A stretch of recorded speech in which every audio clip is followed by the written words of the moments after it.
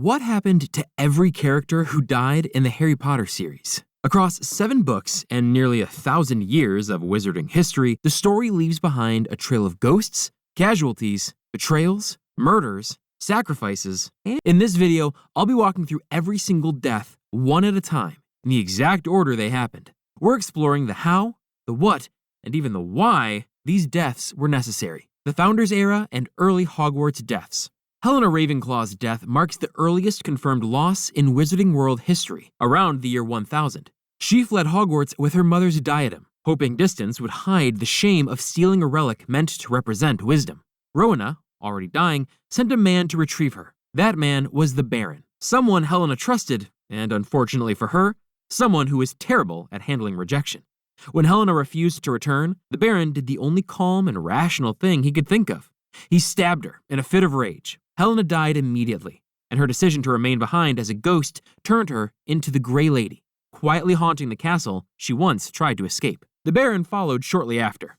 Overwhelmed by guilt over killing the woman he loved, he turned the same knife on himself, hopefully after washing it first. His self-inflicted death left him bound to Hogwarts in the afterlife, cursed to remain forever stained in spectral blood, a permanent reminder of a very unhealthy coping mechanism. Rowena Ravenclaw died next. Her decline had already begun before Helena ran, but ultimately, she would die of the same thing that killed Luke Skywalker's mom, a broken heart. The heartbreak of losing her daughter without the chance to say goodbye hastened her end. No violence, no curse, just a founder carried off by illness, grief, and unfinished business. The remaining founders, Helga Hufflepuff, Salazar Slytherin, and Godric Gryffindor, all followed on the timeline, each dying of natural causes. These were not dramatic deaths. No dark wizard duels, no political assassination, just 3 powerful witches and wizards reaching the end of their years. Something surprisingly rare in Wizarding World history. The next major death belongs to the Peverell line, beginning with Antioch Peverell. After acquiring the Elder Wand, he openly bragged that the weapon made him unbeatable. Someone tested that theory while Antioch slept, slit his throat, and took the wand. That was the Elder Wand's earliest lesson.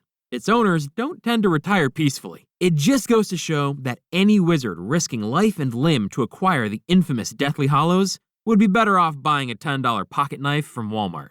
Before reaching Cadmus Peverell himself, the timeline includes the death of his unnamed fiancée, What's-Her-Face. She died suddenly before they could marry. Cadmus used the Resurrection Stone to bring Who's-He-What's-It back, only to discover that the nameless woman returned in a half-alive form no one could truly touch. That realization drove him into despair, and Cadmus eventually took his own life to follow whatever her name was properly into the afterlife. The third brother, Ignatus Peverell, lived the longest and died the simplest death. After decades spent hiding from death beneath the invisibility cloak, he chose to remove it, greet death, quote, as an old friend, end quote, and pass away on his own terms, a rarity in a lineage defined by cursed objects and tragic endings. Early Hogwarts ghosts, the Dumbledores, and the descent toward Voldemort. Sir Nicholas de Mimsy Porpington appears next in the timeline. His death is one of the few that manages to be both tragic and mildly ridiculous. Believe it or not, Sir Nicholas didn't drop dead of embarrassment from having such a dumb name, but actually met his demise following a magical mishap involving an attempted tooth-straightening charm that produced a tusk instead. He was sentenced to execution, but unfortunately, the executioner's axe was so dull that it took 45 strikes to nearly, but not fully, remove his head. Nick chose to remain behind as a ghost, turning his famously incomplete decapitation into centuries of awkward conversation starters at Hogwarts. Professor Cuthbert Binns is the exact opposite. His death is so uneventful that it perfectly matches his teaching style. One evening, he fell asleep in front of the fire in the staff room and simply didn't wake up. He then stood up as a ghost, walked through the door, and started teaching his next class without recognizing the change. His death didn't shock anyone, mostly because nobody noticed for several decades. The timeline jumps forward roughly 200 years to the downfall of the Dumbledore family. Percival Dumbledore dies in Azkaban after attacking 3 Muggle boys who assaulted his daughter, Ariana. His death sentence leaves the family without its patriarch and without any public way to defend themselves from the rumors that followed. Kendra Dumbledore dies next in a magical accident caused by Ariana's uncontrolled obscurial outburst, a violent emotional eruption that kills Kendra instantly. Remember when you were a hormonal teenager and sometimes you'd get so mad at your parents you'd say, "I hate you, I wish you were dead"? Yeah, Ariana took that a little too literally. This incident deepens the family's isolation and pushes Albus, Aberforth, and Ariana into a volatile living situation that eventually becomes deadly. Ariana Dumbledore's death follows during a three-way confrontation between Albus, Aberforth, and Gellert Grindelwald. Ariana tried to intervene, but her obscurial instability made the moment unpredictable. A miscast spell killed her instantly. None of the three combatants ever knew whose spell delivered the fatal blow, and all three carried the guilt differently. Aberforth with rage, Grindelwald with denial, and Albus with lifelong silence. The next death belongs to Mr. Hagrid, Rubeus Hagrid's father. He died while Hagrid was still a student, leaving the half-giant boy alone long before his expulsion. Hagrid rarely talks about this loss, but the timeline places it shortly after the Dumbledore family tragedy, adding another quiet death before the rise of Voldemort's ancestors. Personally, I think Hagrid doesn't talk about his dad's passing because the truth is the giant oaf accidentally sat on his father and crushed him to death. That's just me. Marvolo Gaunt's death marks the beginning of the Voldemort bloodline's collapse. After being released from Azkaban, he discovers that his daughter, Merope, has vanished, stolen his heirlooms, and married a muggle. A personal apocalypse for a man obsessed with blood purity. The shock accelerates his decline, and he dies shortly after returning home. Yes, you read that right. Voldemort's dad died of racism. Hey, no one ever accused J.K. Rowling of being Shakespeare. Merope herself dies next, giving birth to Tom Riddle at Wool's orphanage. Her death is described as a broken heart. Yes, again, but the underlying cause is magical exhaustion and the collapse of her will to live after Tom Riddle Sr. abandons her once the love potion wears off. Her death leaves her son without a family, a name, or any form of affection, a foundation that shapes Voldemort for life. It also left him without a nose, by the look of things.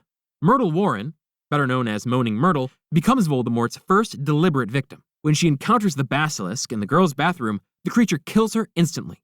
The death is the direct result of Tom Riddle opening the Chamber of Secrets as a student. Myrtle chooses to remain at Hogwarts as a ghost, spending her afterlife haunting plumbing systems and traumatizing generations of students by creepily spying on them in the bath. Tom Riddle Sr. and his parents are the next deaths on the timeline. Voldemort murders all three in their home, using the killing curse and leaving behind bodies with expressions of frozen terror. These killings are Voldemort's first act of full-scale violence outside Hogwarts, marking the point where he stops hiding his power and starts weaponizing it.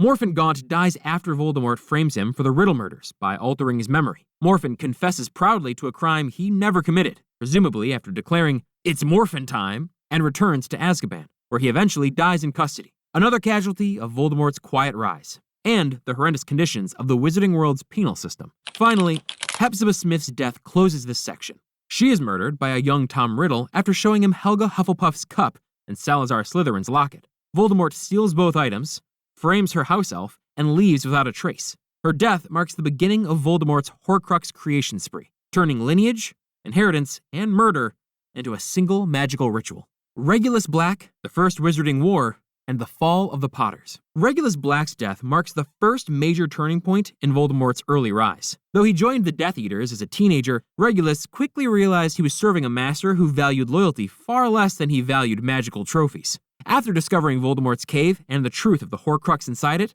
Regulus devised a plan that relied on two things: courage and assuming Kreacher could survive what he could not.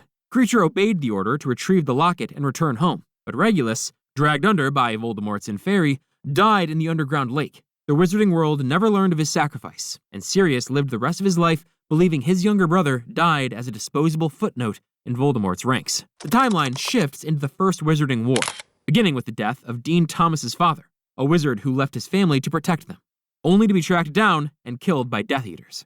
His story never made the books, but J.K., I love to make crap up on the spot and pretend it was always a thing, Rowling, later confirmed it, making him a quiet casualty of Voldemort's early recruitment campaign. His absence shapes Dean's entire childhood, even though Dean never learns the truth. Edgar Bones follows next. A respected member of the Order of the Phoenix, he is murdered alongside his wife and two children. Their deaths are described as savage, a word the series rarely uses lightly.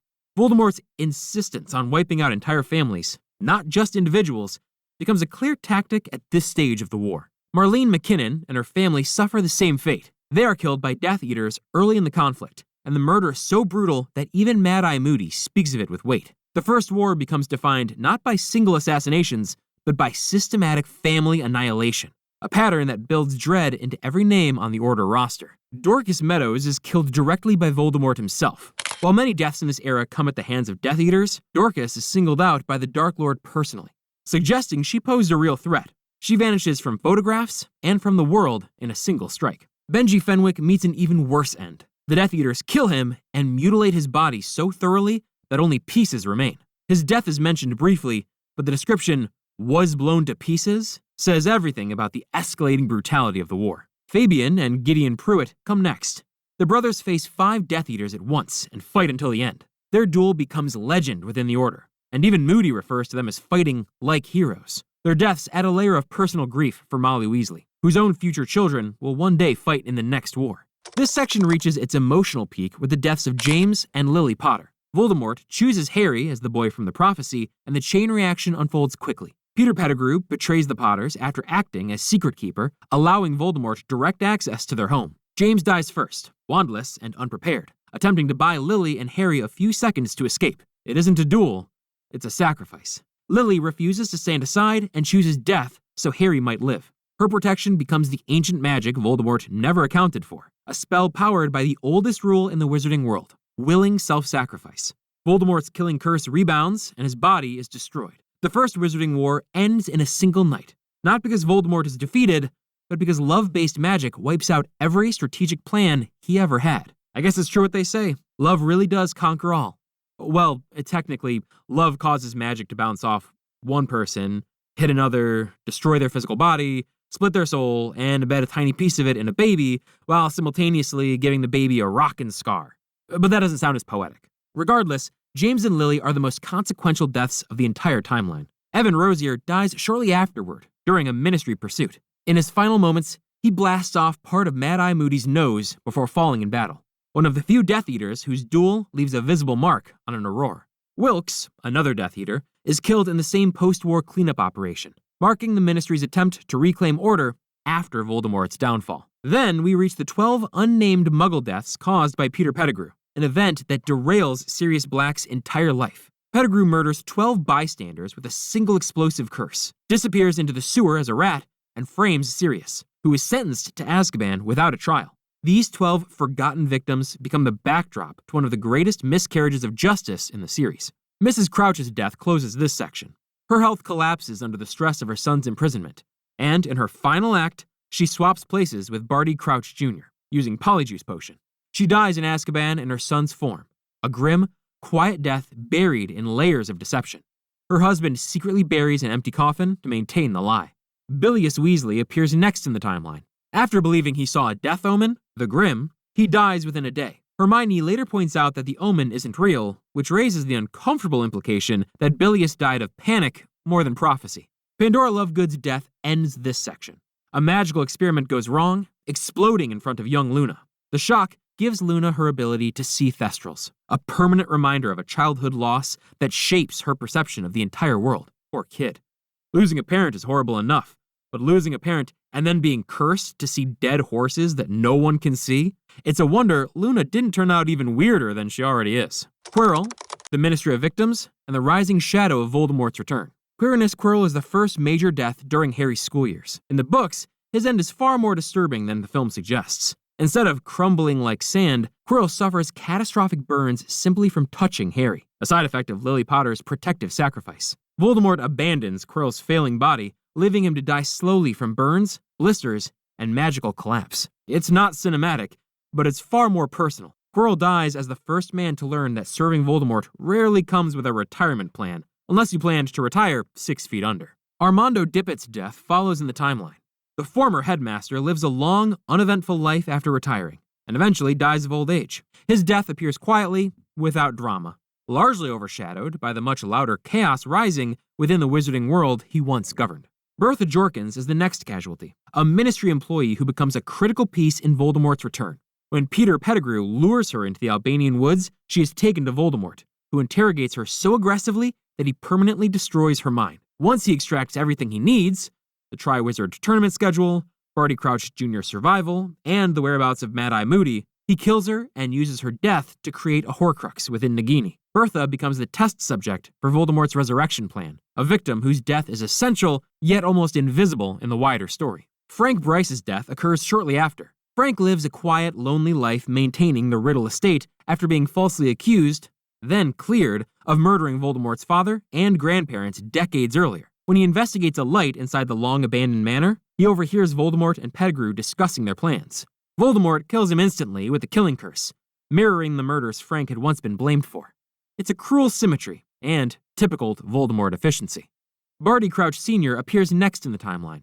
After years of ruthless control, he is placed under the Imperious Curse by Voldemort and Pettigrew to keep him from interfering with their plan to infiltrate Hogwarts. When Crouch begins resisting the curse and escapes to try to warn Dumbledore, he's intercepted by his own son, played on screen by David Tennant, disguised as Mad-Eye Moody. The Doctor, Barty Jr., murders him, hides the body in the forest, and later transfigures it into a bone.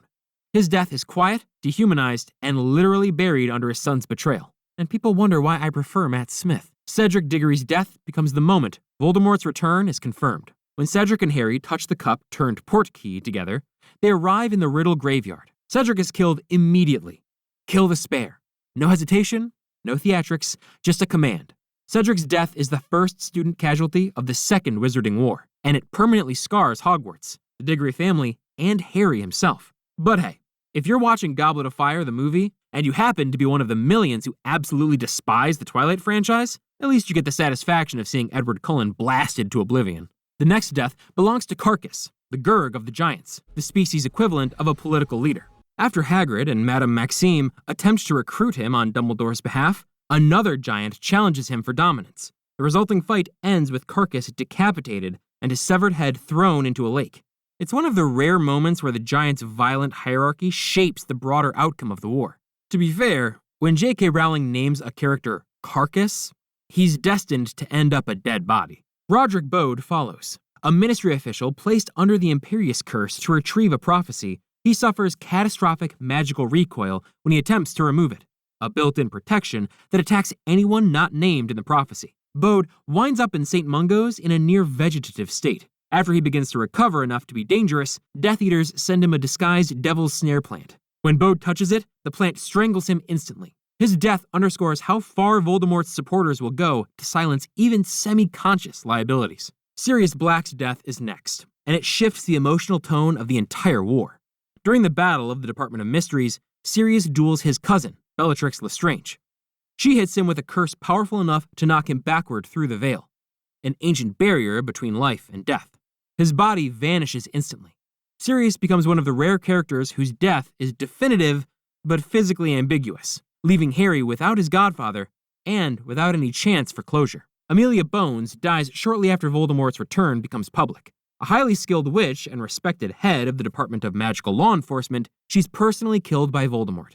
The duel leaves signs of a fierce struggle, indicating she didn't go quietly. Her death removes one of the Ministry's few competent leaders at the exact moment they needed her most. To be fair, when J.K. Rowling names a character Bones, well, they're destined to, well, you get the idea. Emmeline Vance follows, an Order of the Phoenix member murdered near the Muggle Prime Minister's residence. Her death suggests she was serving undercover, possibly protecting the Prime Minister himself. It's one of the many deaths that happen between books, quietly widening the war's scope. Florian Fortescue is the next to die. The gentle ice cream shop owner in Diagon Alley is dragged away by Death Eaters and murdered off-page. Rowling later revealed that he possessed key historical knowledge about the Elder Wand and Ravenclaw's lost diadem, information Voldemort wanted. His disappearance is one of the earliest indicators that Voldemort is hunting down obscure magical lore to strengthen his position. Igor Karkaroff dies in a similar fashion, discovered in a shack somewhere in the far north. He ran from Voldemort for a year after betraying fellow Death Eaters during his Azkaban trial. Eventually, they found him and kill him. It's a simple but inevitable end for a man who chose survival over loyalty in a group that values neither.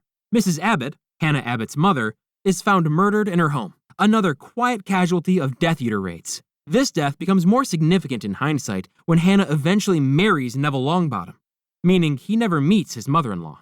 The Montgomery boy, a 5-year-old child, dies next after Fenrir Greyback mauls him in retaliation for his mother refusing Death Eater demands. It's one of the cruelest deaths in the timeline, and it shows exactly what Voldemort's followers are willing to do to punish non-compliance. Aragog, Hagrid's old Acromantula friend, dies of old age. It's one of the few peaceful exits in the entire series, though the aftermath, involving Slughorn harvesting Aragog's venom, is exactly the kind of opportunistic behavior that would have annoyed the spider if he'd lived to see it. I'm gonna be honest, it's hard for me to scrape up any sympathy for a giant spider. Regular-sized arachnids are creepy enough, but one the size of a car is a mockery of nature. Octavius Pepper appears next on the casualty list. Killed by Death Eaters under circumstances the series doesn't explore. He's another example of how widespread Voldemort's campaign becomes in the years leading to open war. Gibbon, a Death Eater involved in the Battle of the Astronomy Tower, dies when Thorfinn Rowell misfires a killing curse intended for Remus Lupin. Gibbon becomes one of the few confirmed examples of Death Eaters accidentally killing each other. Not exactly a cohesive military structure, but that's what happens when your recruitment strategy is just, do you hate the same people? Great, you're in. Would it have killed Voldemort to be a little more selective when choosing Death Eaters? This section ends with Albus Dumbledore's death, one of the most defining moments in the series. Poisoned a month earlier by the cursed Gaunt Ring, Dumbledore's time was already short. He arranged his own death with Snape to protect Draco Malfoy from becoming a killer and to preserve Snape's position as Voldemort's most trusted lieutenant. When Snape casts the killing curse atop the Astronomy Tower, it completes both missions. It frees Draco from his task and deepens Voldemort's mistaken trust in Snape. It also removes the one wizard Voldemort ever truly feared, setting the stage for the war's final phase. What a lucky guy Snape is. I've wanted to kill several of my bosses, but none of them actually begged me to do it.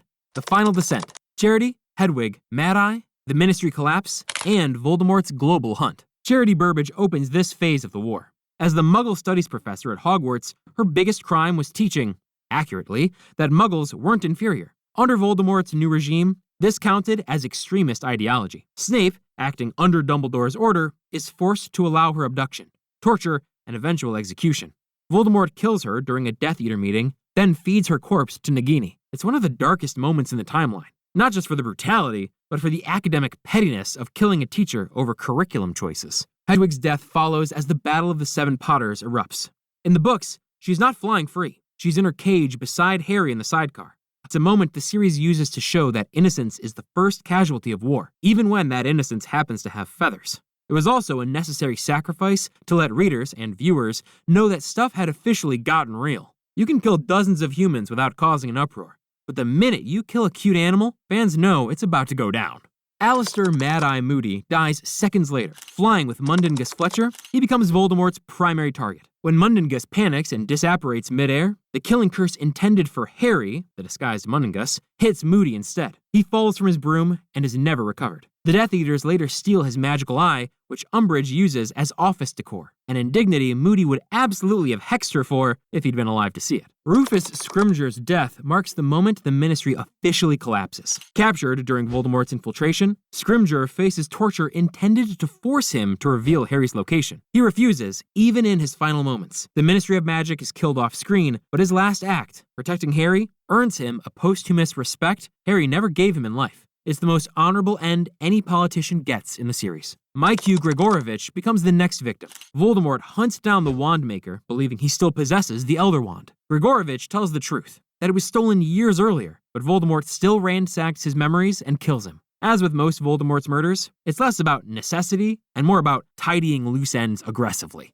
Bathilda Bagshot's death is one of the most horrifying in the timeline. By the time Harry and Hermione reach Godric's Hollow, Bathilda has been dead for some time. Voldemort killed her and then used Nagini to inhabit her body, animating it like a puppet. When Bathilda leads Harry upstairs, her corpse splits open and Nagini emerges, attacking them. It's a moment that proves Voldemort will defile anything, including revered historians, so long as it advances his plans. It's also a freaking horrifying bit of body horror in a series where a lovable giant uses a broken umbrella to cast magic spells. Talk about tonal whiplash. Gellert Grindelwald dies next. In the books, he experiences something close to redemption during his decades in Nurmengard. When Voldemort arrives, demanding the Elder Wand's location, Grindelwald refuses to betray Dumbledore. Voldemort kills him with the killing curse, ending the life of the most dangerous dark wizard before Voldemort, and finally closing the chapter on a man who once reshaped the world. Ted Tonks, Dirk Cresswell, and the goblin Gornuk follow. All three are on the run after the Ministry is taken over. Ted, Tonks, and Dirk refuse to turn themselves in as Muggle-born undesirables, while Gornuk flees because goblins are no longer considered neutral parties under Voldemort's rule. A group of Snatchers eventually corners them. When the three resist, they're killed. Their deaths highlight a new wartime reality. Even running away requires more courage than some people ever show while standing still. Peter Pettigrew's death finally arrives, ironically triggered by mercy. When Harry reminds Pettigrew of the life debt between them, Pettigrew hesitates. Voldemort's enchanted silver hand interprets this hesitation as betrayal and strangles Pettigrew. His death is quick, involuntary, and a fitting end for someone who built his entire life on fear, only to be killed by the very hand that was supposed to keep him useful. Dobby's death stating.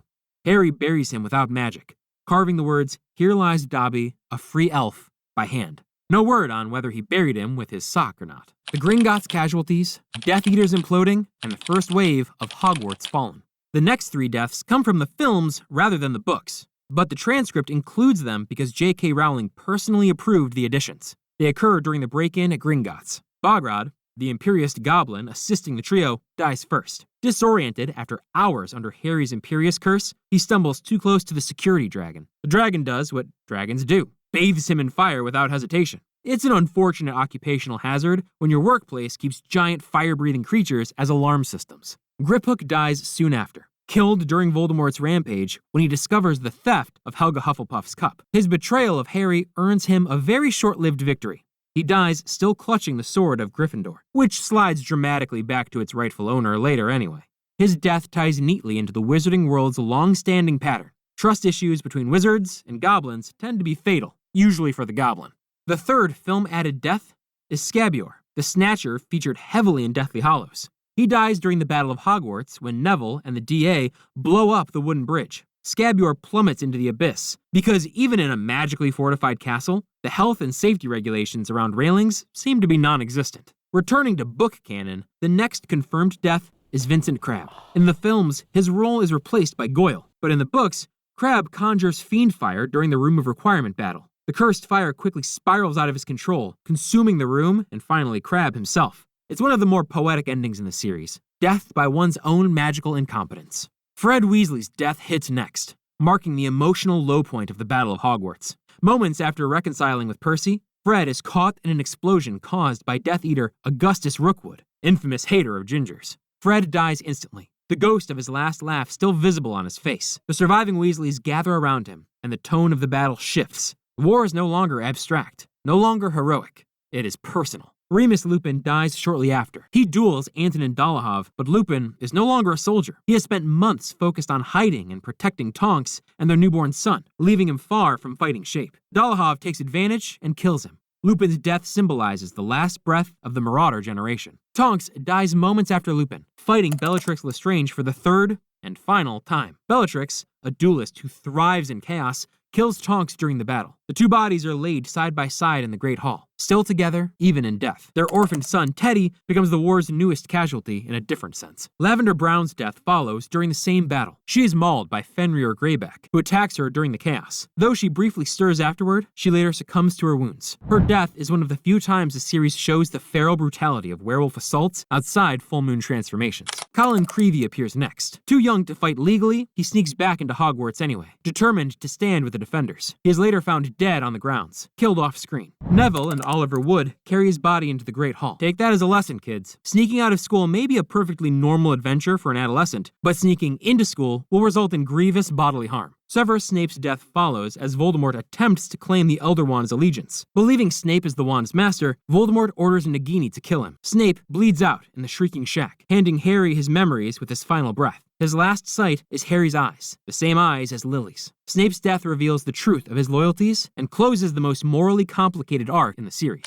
Nagini dies next, severed by Neville Longbottom during the final confrontation. In the books, this moment happens before Harry and Voldemort's duel, not during it. Neville draws the sword of Gryffindor from the Sorting Hat and decapitates Nagini, destroying the final Horcrux. This act turns Neville from a background character into the second hero of the battle and ensures that after the dust clears, he'll be going home with any witch he fancies. Bellatrix Lestrange follows immediately afterward. She duels Hermione, Luna, and Ginny at once, nearly killing Ginny. Molly Weasley intervenes, and Bellatrix underestimates her, mocking Molly about Fred's death. Apparently, Lestrange has never heard of the freakish strength mothers are said to get when their children are in danger. Molly's killing curse hits Bellatrix directly over the heart, ending the life of Voldemort's most devoted follower. It is the most cathartic duel in the entire series. And finally, Voldemort dies. After Nagini's destruction, he is mortal again. During his duel with Harry, the Elder Wand refuses to kill its rightful master. Voldemort's own curse rebounds for the second time in his life, and his body collapses. You would think in the years since his spell bounced off Lily, Voldemort would have learned how to dodge. As a result, he gets no dramatic cinematic disintegration, just a quiet, human death for someone who spent decades trying to transcend humanity. It is the anticlimax he earned.